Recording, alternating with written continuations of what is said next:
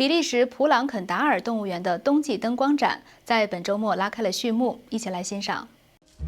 比利时著名的动物园和自然保护区普朗肯达尔拥有多样化的植物群以及来自世界各地的动物。经过8个多月的精心打造，由钢铁15000平方米丝绸和23000盏赖的灯组成的60多件艺术品，将夜幕下的动物园变身为神奇的梦幻世界，吸引了众多游客。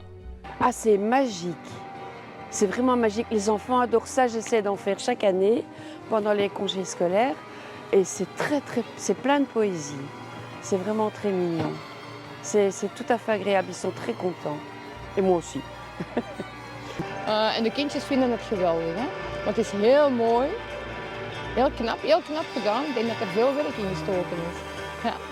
Dus ja, wij zijn heel aangenaam verrast in elk geval. 继先前以恐龙、昆虫和花卉为主题的灯展之后，动物园与来自中国的灯光艺术家合作，展现来自北方神话的传说角色，例如巨大的驯鹿、冰雪女王以及色彩缤纷的龙。